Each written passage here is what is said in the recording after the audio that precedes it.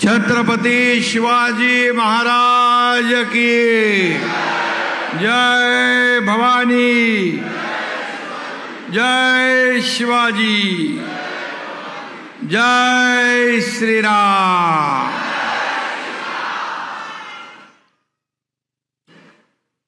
शिवसंकल्प mission 48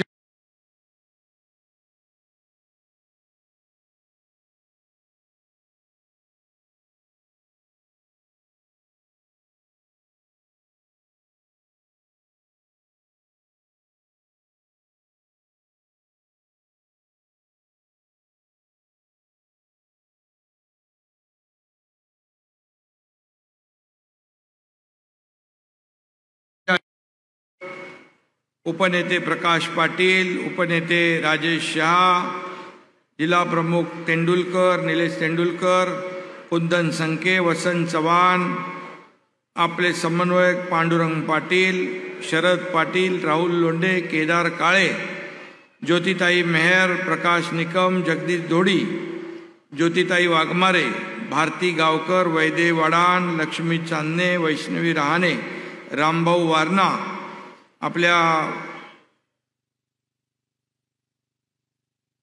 उपनेते आपले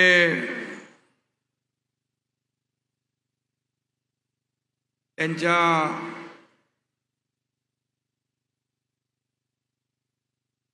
आणि श्रमजीवीचे देखील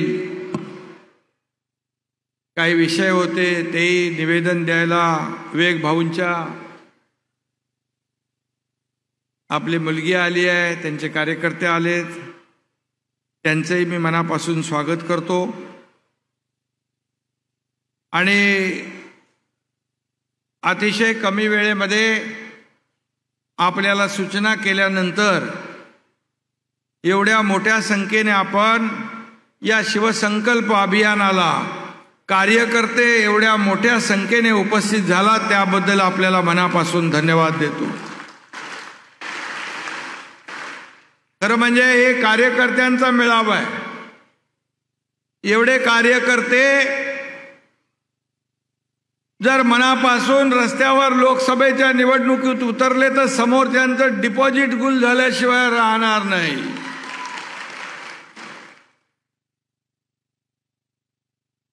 आणि म्हणून जेव्हा जेव्हा आपण मनापासून कामाला उतरतो तेव्हा तेव्हा अटीतटीच्या लढाया आपण जिंकलेल्या आहेत, अटीतटीचा संघर्ष आपण पाहिला आहे। आणि म्हणून मी आपल्या सगळ्यांचं मनापासून या ठिकाणी अभिनंदन करतो। आणि एवढ्या मोठ्या संख्येने आपण आल्याबद्दल खरं म्हणजे शिवसंकल्प हा लोकसभा निवडणुकीची खऱ्या अर्थाने ही आपण एक तयारी म्हणूया। परंतु आज शिवसंकल्प अभियान आपण छत्रपती शिवाजी महाराजांच्या पदस्पर्शाने पुनीत झालेल्या पुण्यातून सुरू केलं आणि जिल्ह्यामध्ये आपण आज शिवसंकल्प अभियान या ठिकाणी आपण पुढे नेतोय। खरं म्हणजे आज आपण महाराष्ट्रामध्ये जर पाहिलं, एक वेगळी भावना लोकांच्या मनामध्ये आहे, एक वेगळं प्रेम, एक वेगळा विश्वास लोकांच्या मनामध्ये निर्माण झालेला आपण पाहतोय। सर्व सरकारच्या योजना आपण पाहतोय आणि त्यामुळे एवढ्या सगळ्या मोठ्या संख्येने तुम्ही माझ्यावर, माझ्या सहकाऱ्यांवर आणि आपल्या सरकारवर विश्वास ठेवलात आणि माझ्या पाठीशी उभे राहिलात, त्याबद्दल आपल्याला मनापासून मी धन्यवाद देतो, मनापासून आपले आभार मानतो। मगाशी कोणी जय श्रीरामच्या घोषणा इकडे देत होते। अयोध्येतील राम मंदिराचं 22 जानेवारीला प्राण प्रतिष्ठापना झाली आणि या सोहळ्यासाठी भक्तांना तांदळाच्या अक्षतांचं वाटप काहीतरी केलं होतं, बरोबर ना? अक्षता तांदळाच्या, त्या पण वाडा कोलम होता, आपल्या इकडचंच आहे आणि म्हणून त्याच्यात देखील तुमचं योगदान राम मंदिराच्या याच्यात आहे। आज त्याला लाकूड गेलेलं आपल्या चंद्रपूरमधून गेलेलं आहे. हे मोठं योगदान आहे.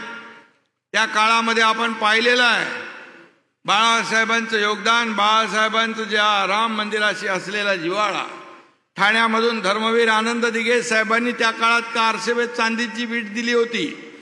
त्यामुळे ठाणं तेव्हा एकच होतं.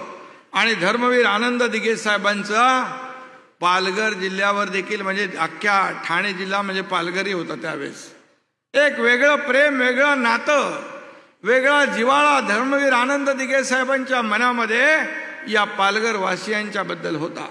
आपण सिनेमामध्ये पाहिलं असेल की पालघर जिल्ह्यातल्या गावागावामध्ये दिघे साहेबांनी पायाला भिंगरी लावून संघटना वाढवली, मोठी केली. आणि म्हणून आज आपण पाहतोय की ठाणे आणि पालघर जिल्हा दोन असले तरी सुद्धा त्याची नाळ एकच आहे, शिवसेनेची जुळलेली आहे, शिवसेनेची जुळलेली आहे. आणि म्हणून खरं म्हणजे मगाशी मी म्हणालो वाडा कोलम, अशाच पद्धतीने लोकसभेच्या विजयाच्या अक्षताई महायुतीच्याच मांडवामध्ये पडल्या पाहिजेत असा शिवसंकल्प करण्यासाठी आज आपण इथे जमलेलो आहोत. आज आपला शिवसंकल्प आहे शिवसेना मजबूत करण्याचा, शिवसेना वाढवण्याचा. त्याचबरोबर आपला शिवसंकल्प आहे बाळासाहेबांची तत्व, त्यांचे विचार पुढे नेण्याचा, जीवापाड जपण्याचा हा शिवसंकल्प आपला आहे. आपला शिवसंकल्प आहे हिंदुत्वाची शान राखण्याचा आणि मान वाढवण्याचा. त्याचबरोबर आपला शिवसंकल्प आहे राज्याच्या प्रगतीचा आणि राज्याच्या समृद्धीचा. त्याचबरोबर आपला शिवसंकल्प आहे या देशाचे प्रधानमंत्री नरेंद्र मोदीजी यांना पुन्हा प्रधानमंत्री करण्याचा.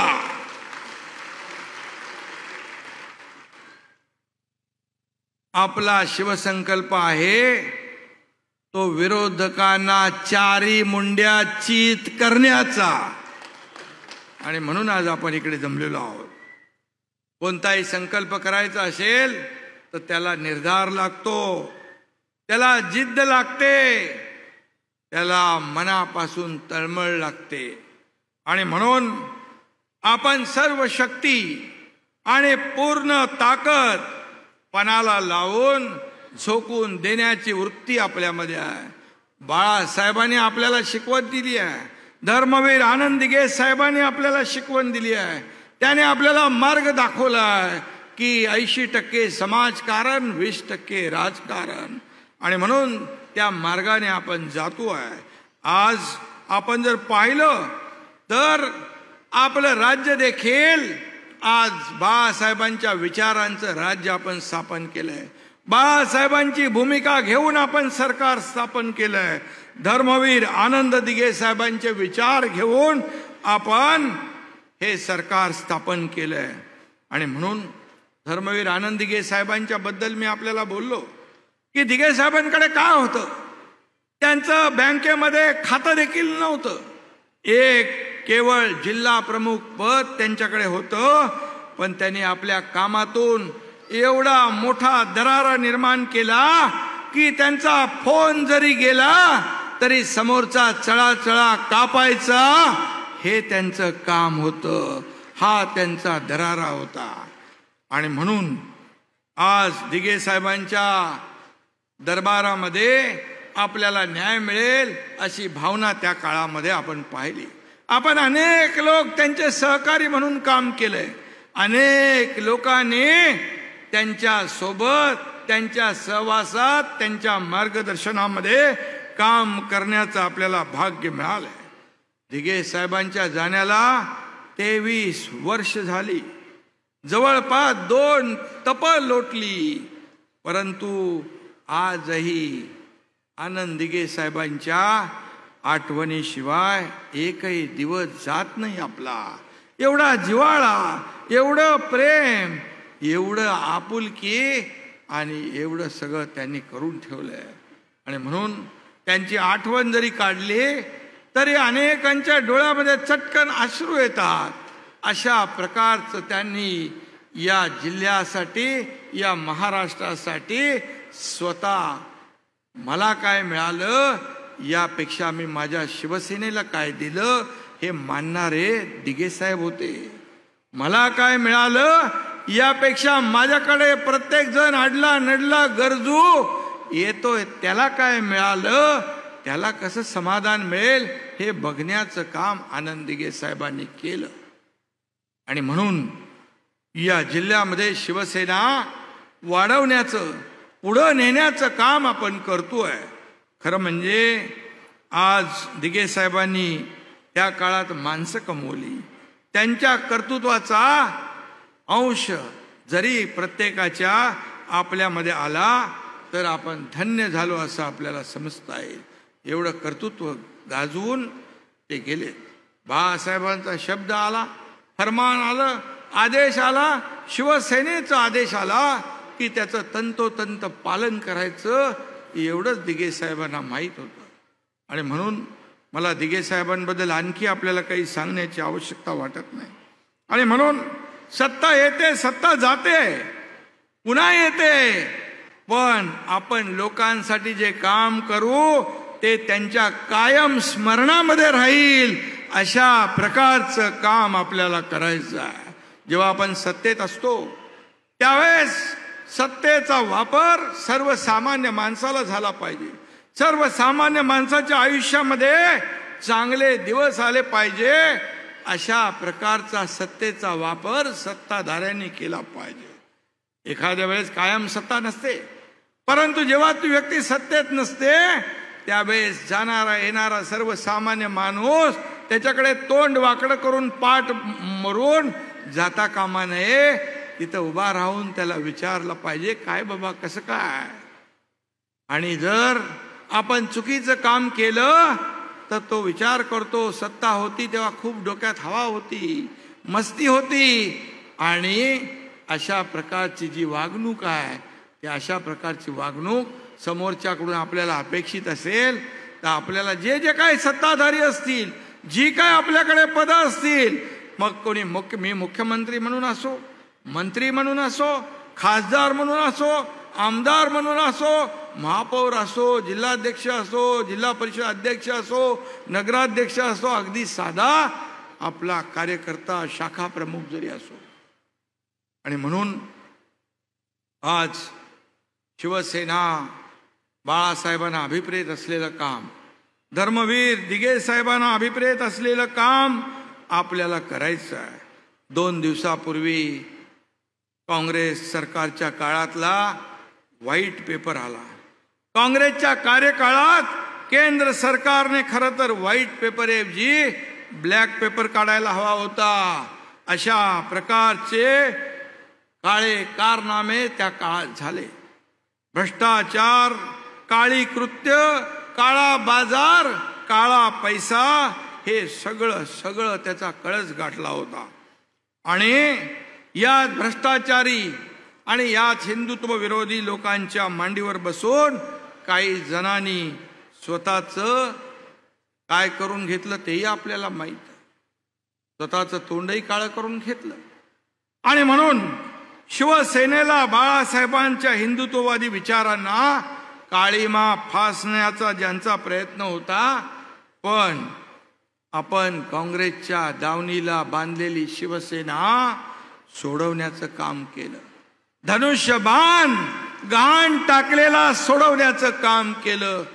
आज आपल्याला माहित आहे की अनेक लोक रोज आपल्यावर आरोप करतायत, प्रत्यारोप करतायत. आज 50 आमदार, 13 खासदार, विधान परिषदेतले आमदार, जिल्हा परिषदेचे अध्यक्ष, जिल्हा परिषद सदस्य, हजारो शेकडो लोकप्रतिनिधी, जिल्हाध्यक्ष, आज महिला भगिनी एवढ्या मोठ्या संख्येने इकडे आल्यात. त्या काय येतात? एक विश्वास दाखवून येतात. गेला की तो गद्दार, गेला की त्यांनी खोके घेतले. अरे खोके घेतले म्हणायला सोपं आहे. मध्ये कोणीतरी म्हणालं यांना खोके नाही कंटेनर लागतात. आता याचा साक्षीदार माझ्यापेक्षा दुसरा कोण असू शकतो?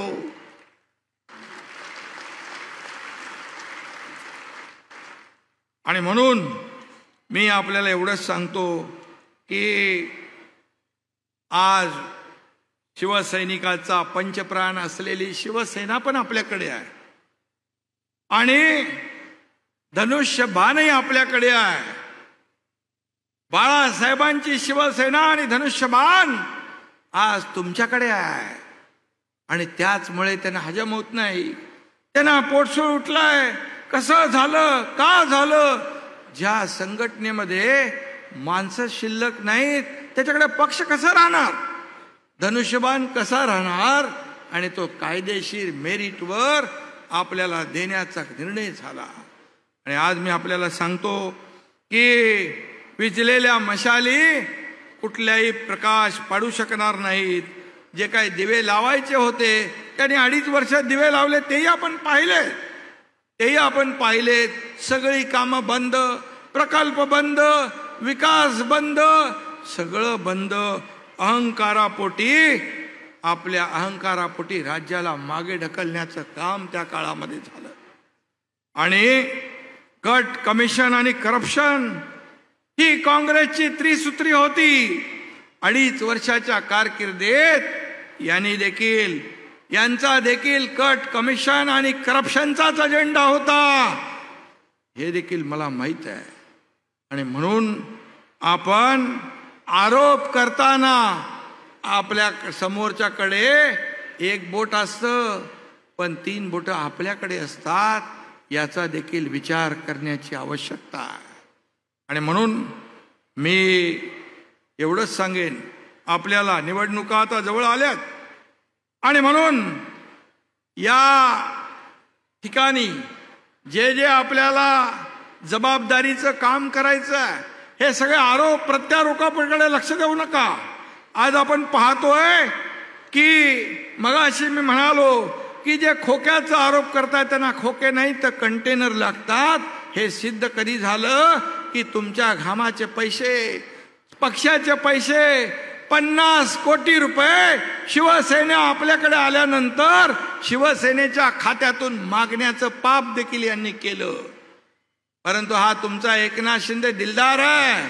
मी सांगितलं तुमची संपत्ती पैसा आम्हाला नको, बाळासाहेबांचे विचार हीच आमची संपत्ती आहे, हेच आमचं ऐश्वर्य आहे. मी एका क्षणाचाही विलंब न होता 50 कोटी रुपये देण्याच्या सूचना देऊन टाकल्या. मी म्हणालो यांना बाळासाहेब नकोत, त्यांचे विचार नको, त्यांचे आचार नको, यांना फक्त पैसा पाहिजे, देऊन टाका. तुम्हाला काय अधिकार आहे आमच्यावर पैसा आरोप करण्याचा? आणि म्हणून कोविडच्या मुंबईमधले आपण वाचलं असेल, अरे बॉडी बॅग मध्ये देखील भ्रष्टाचार, खिचडीमध्ये देखील भ्रष्टाचार, कोविड सेंटरमध्ये देखील भ्रष्टाचार. हे सगळं जे आहे हे आपण उघड्या डोळ्याने पाहिलंय.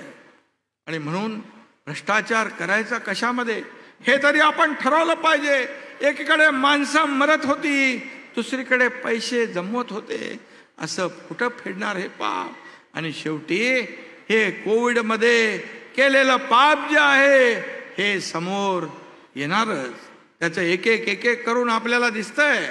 आणि म्हणून या 2.5 वर्षाच्या काळामध्ये काँग्रेस देखील भ्रष्टाचार कसा करावा याचे कोचिंग क्लासेस त्यांचे त्यावेळेस होते, ते व्हाईट पेपरने दाखवून दिले आहेत. आज सभागृहात दिल्लीच्या त्याच्यावर चर्चाही झाली. आणि म्हणून त्याच कोचिंग क्लासमध्ये अनेक नवे विद्यार्थी पण गेले, त्यांनी त्यांचं शिक्षण घेतलं आणि ते 2.5 वर्षात तेच करू लागले. आणि म्हणून आरोप करताना आपण विचार केला पाहिजे, आपण काय आरोप करतोय आणि कोणावर आरोप करतोय. या एकनाथ शिंदेने आतापर्यंत शिवसेनेसाठी खस्ता खाल्ल्यात, अंगावर केसेस घेतल्यात, जेल भोगलंय, देण्याचंच काम केलंय, घेतलं कधीच नाही. तुमच्यावर किती केसेस आहेत, किती जेल भोगले? हे बाळासाहेबांच्या आशीर्वादाने, बाळासाहेबांच्या सोबत आम्ही सगळ्यांनी शिवसेना मोठी केली. अनेक नेत्यांनी शिवसेना मोठी केली, त्या नेत्यांचा पान उतारा, पाय उतारा, त्यांचा अपमान करण्याचं पाप देखील आपण केलं. कुठं फेडणार हे? आणि म्हणून आज मी एवढंच सांगतो, मी सगळं जवळून पाहिलंय, मला सगळं माहित आहे. सत्तेची आणि पैशाची भूक किती आहे ते मला माहित आहे. आणि म्हणून बोलताना भ्रष्टाचारचे आरोप करताना आपण विचार करून करा. आणि म्हणून यामध्ये काँग्रेसच्या भ्रष्टाचाराचे आकडे ऐकले की तेव्हा त्या काळात आकडी यायची, आणि म्हणून त्याच काँग्रेसच्या नावावर आकडा लावून काही जण मुख्यमंत्री नाही तर काल परवा कोणीतरी प्रधानमंत्री होण्याचं स्वप्न पाहत होतं. आता काय फेसबुक लाईव्ह प्रधानमंत्री होणार? गेल्या 2.5 वर्षामध्ये आपण मागच्या सरकारच्या वेळेस तेच केलंय. आणि मी आपल्याला एवढंच सांगतो की गेल्या 50-60 वर्षामध्ये या देशामध्ये जे घडलं नाही त्या गेल्या 9-10 वर्षामध्ये या देशात नरेंद्र मोदीजी यांनी घडवून दाखवलंय. आपला देश पुढे नेलाय. आपल्या देशाचं नाव जगभरामध्ये मोठं होतंय. या भारताला एक अर्थव्यवस्था, मजबूत अर्थव्यवस्था प्राप्त करून देण्याचं काम केलंय. आज 10व्या क्रमांकावरून अर्थव्यवस्था 5व्या क्रमांकावर आणण्याचं काम केलंय. आपल्या देशाचं नाव जगभरात सन्मानाने, आदराने घेतलं जातंय. त्यांच्यावर देखील रोज आपण टीका करता, रोज आपण आरोप करता, परंतु देशामध्ये नाही जगामध्ये लोकप्रियतेमध्ये नंबर 1 असलेला व्यक्ती कोण असेल तर त्यांचं नाव नरेंद्र मोदी आहे. आणि म्हणून त्यांच्यावर एकही, आज आपण पाहिलं की त्या काळामध्ये एवढे घोटाळे काँग्रेसच्या काळात झाले, परंतु 10 वर्षामध्ये आपल्या प्रधानमंत्र्यांवर एकही भ्रष्टाचाराचा डाग लागला नाही, डाग लावू शकले नाहीत. हे देखील एक मोठी जमेची बाजू आहे. आणि म्हणून केंद्र आणि राज्य सरकार आज मिळून काम करतंय.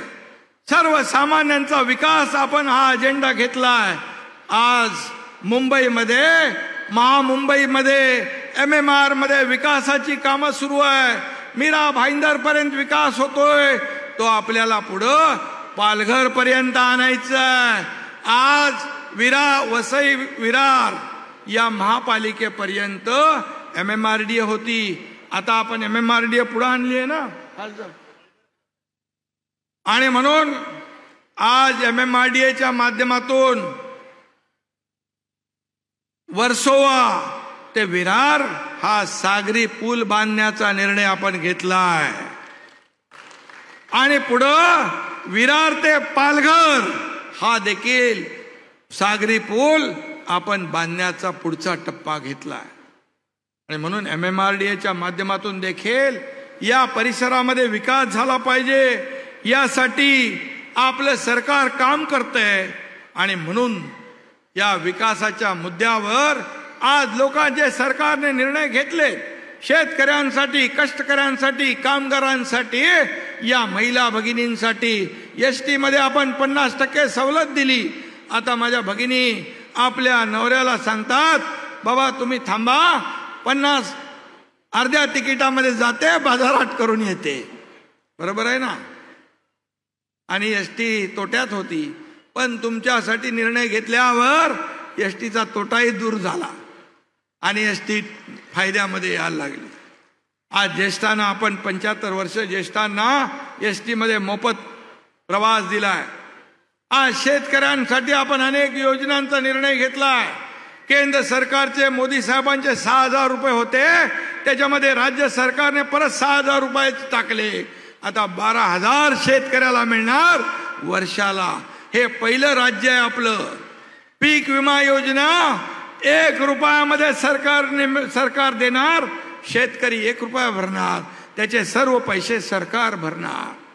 महिला सक्षम करण्यासाठी महिला सक्षमीकरणाचा आपण निर्णय घेतला.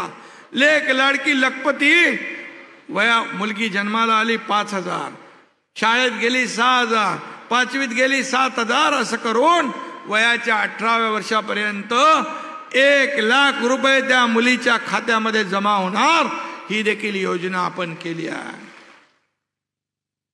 बचत गटाच्या माध्यमातून महिलांना सक्षम करणं, त्यांच्या वस्तूंचं ब्रँडिंग मार्केटिंग करणं, बाजारामध्ये विक्रीला त्यांना मदत करणं आणि रिव्हॉल्विंग फंड जो आहे तो वाढवणं, याचा देखील आपण निर्णय घेतला. पहिले 15,000 होते, त्याचा 30,000 केले आणि आपण त्याच्यामध्ये देखील वेगवेगळ्या योजनांच्या माध्यमातून महिला बचत गटांना सक्षम करतोय. परवा जेव्हा शिवडी नावा शेवाचं उद्घाटन होतं त्यावेळेस प्रधानमंत्री महोदयांच्या सभेत 92,000 महिला बचत गटाच्या महिला होत्या, 92,000. आणि म्हणून हे निर्णय जे आहेत, हे निर्णय आपण लोकांसाठी घेतोय, लोकांना मदत होईल, लोकांचे दिवस चांगले येतील अशासाठी घेतोय. आणि म्हणून मी एवढं सांगेन की जे राज्य सरकारचं जे काम आहे, आज विकासाचं जे काम आहे, मी आपल्याला अभिमानाने सांगेन, मी गेल्या आठवड्यात 15 दिवसापूर्वी दावोसला गेलो होतो, स्वित्झर्लंडमध्ये वर्ल्ड इकॉनॉमिक फोरममध्ये. आपल्याला अभिमानाने सांगेन, तुमच्या या मुख्यमंत्री एकनाथ शिंदेने 3,73,000 कोटीचे करारनामे केले. 3,73,000. आज लाखो लोकांना रोजगार मिळेल. आज महाराष्ट्रामध्ये मोठ्या प्रमाणावर इन्व्हेस्टर येत आहेत, उद्योजक येत आहेत, कारण आपण पॉलिसी बदलली आहे. सर्वसामान्य माणसाला किंबहुना उद्योगाला परवडेल अशी पॉलिसी केली. सिंगल विंडो क्लिअरन्स केला, त्यांना सवलती दिल्या. याचं कारण एवढंच की उद्योग वाढले पाहिजेत. उद्योगधंदे वाढले तर रोजगार मिळेल, लोकांच्या हाताला काम मिळेल, महिला भगिनींना काम मिळेल, माझ्या बांधवांना काम मिळेल. आणि म्हणून आज सरकार मोठ्या गतिमानतेने काम करतंय. आणि म्हणून हे पोटदुखी आहे. आणि हे पोटदुखी दूर करण्यासाठी देखील आपल्या सरकारने बाळासाहेब ठाकरे आपला दवाखाना पण केला आहे. आपल्याकडे आले की नाही खासदार महोदय? आपला दवाखाना कमी असतील तर घ्या, कोणाकडे नसतील त्यांनी सांगा. आणि म्हणून बाळासाहेब ठाकरे आपला दवाखाना आपण या महाराष्ट्रामध्ये 700 ठिकाणी सुरू केलेत. आणि आपण सर्व समाजाला घेऊन पुढे जातोय. इथे मुस्लिम बांधव पण आहेत, सगळे समाज सोबत आहेत.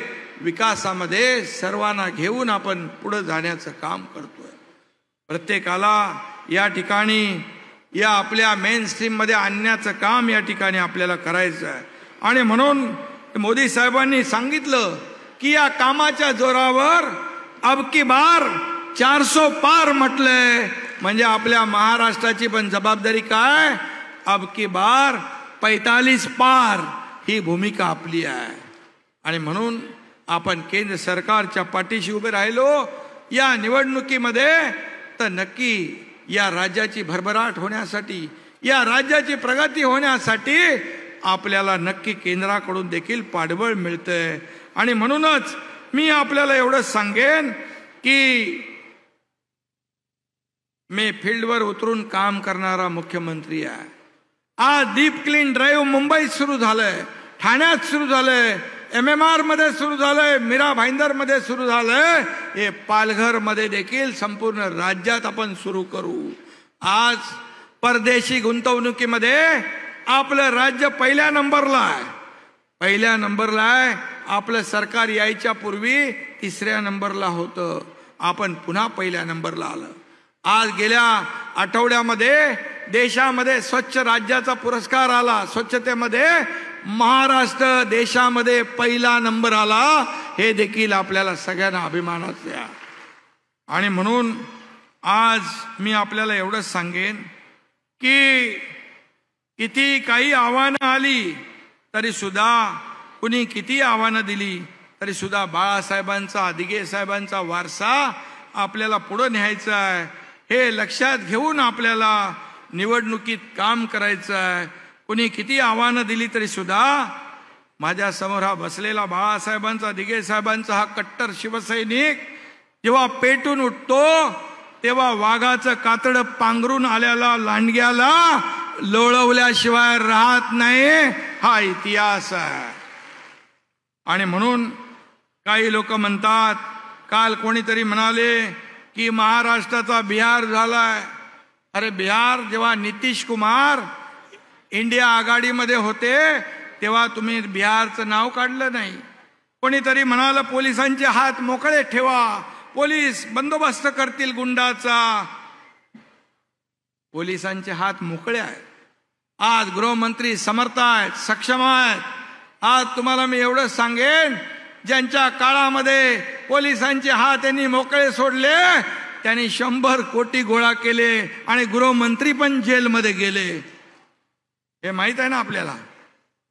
आणि म्हणून त्यांच्या 2.5 वर्षाच्या काळामध्ये जे गुन्हे केलेले आहेत त्याचा पाठपुरावा केला तर मला वाटतं उभाटा सेनेचा तिहार झाल्याशिवाय राहणार नाही. अशा प्रकारचं काम तुम्ही केलं. खरं म्हणजे उल्हासनगर आणि कल्याण येथे झालेल्या घटना या दुर्दैवीच आहेत. या दुर्दैवी घटना आहेत. अशा घटना होताच कामा नये. परंतु या घटनांचं राजकारण होतंय हे त्यापेक्षाही दुर्दैवी आहे. काल अभिषेक घोसाळकर यांचा दुर्दैवी मृत्यू झाला. एक तरुण मुलगा एक जीवानिशी जातो, एक जेव्हा नवीन उमेद असते तेव्हा त्याचा जीव जातो. हे देखील आमच्यासाठी वेदनादायी आहे, दुःखदायी आहे. परंतु त्याचं देखील आपण राजकारण करता, त्याचंही आपण राजकारण करता. त्याच्यामध्ये म्हणता की गोळ्या मारणारा कोण होता. आता फेसबुक लाईव्ह सगळं बघितलं, पोलीस तपास करतायत. पोलीस त्याचा योग्य तो समाचार घेतील. जे आरोपी आहेत, ते जे कोणी गुन्हेगार आहेत त्यांना अटक करतील. परंतु त्याच्या हत्येमागचं कारण सोयीस्करपणे दुर्लक्ष करून सरकारवर टीका करण्याचा हा कुठला प्रकार आहे. खरं म्हणजे मी आपल्याला एवढंच सांगेन, जे काय आहे ते कधी सत्य दाबलं जाणार नाही. सत्य लोकांसमोर आल्याशिवाय राहणार नाही. कुणालाही पाठीशी घातलं जाणार नाही. हे सरकार सर्वसामान्यांना न्याय देणारं सरकार आहे. कुणाला पाठीशी घालणारं सरकार बिलकुल नाही. आणि म्हणून या आपल्या पालघरमध्ये जेव्हा 2 निष्पाप साधूंची हत्या झाली तेव्हा महाराष्ट्राचा बिहार झाला हे म्हणाले नाहीत ते. मी तर म्हणेन हे एवढे गुन्हे झाले, सुशांत सिंग राजपूत, दिशा सालियन यांच्या हत्या, आत्महत्येचं जे प्रकरण झाले त्यातले देखील पुरावे मिटवण्याचं काम केलं तेव्हा त्यांना आठवलं नाही. त्याचबरोबर अंबानी उद्योजक यांच्या घराखाली जेव्हा बॉम्ब ठेवले गेले त्यावेळेस त्यांनी विचार केला नाही की आपलं महाराष्ट्र आहे की आणखी काय.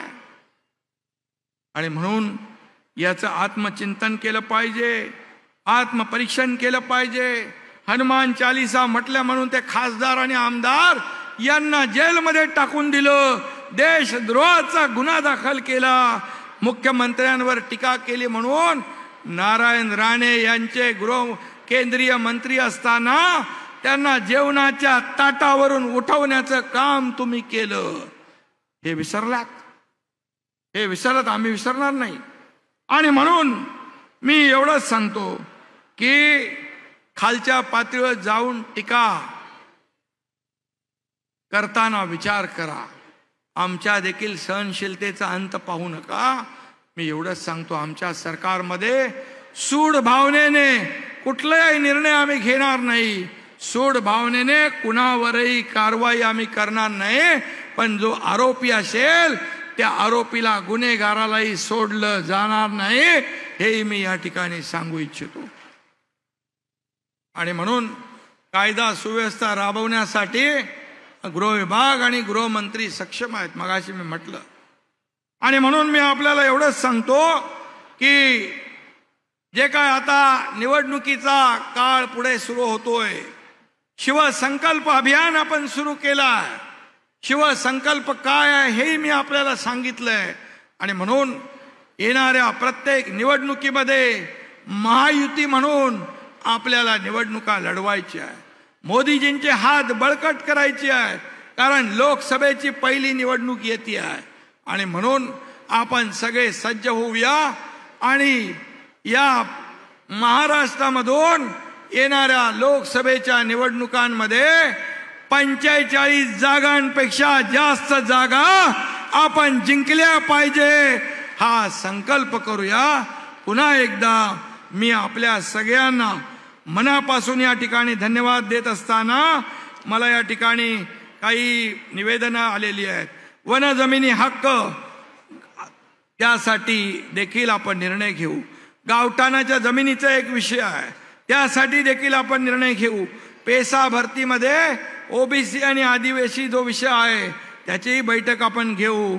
आणि त्याचबरोबर जगदीशने मला आठवण केली, कन्यादान योजनेमध्ये 10,000 रुपये होते, ते आपण 25,000 केले, त्याचा देखील आपण GR तात्काळ काढू. एवढंच मी या प्रसंगी सांगतो.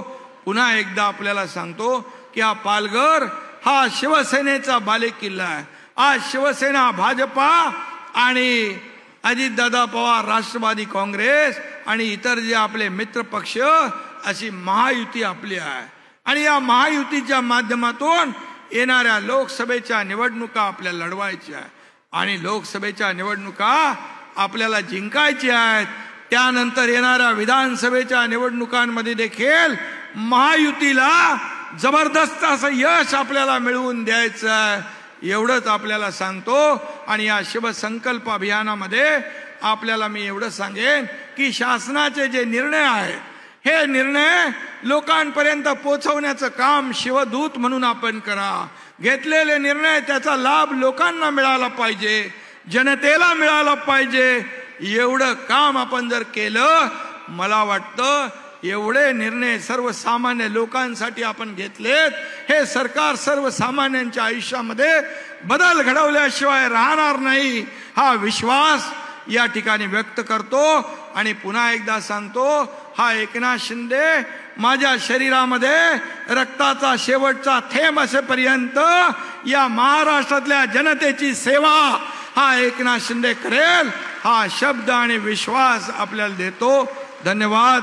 जय हिंद, जय महाराष्ट्र, जय श्रीराम.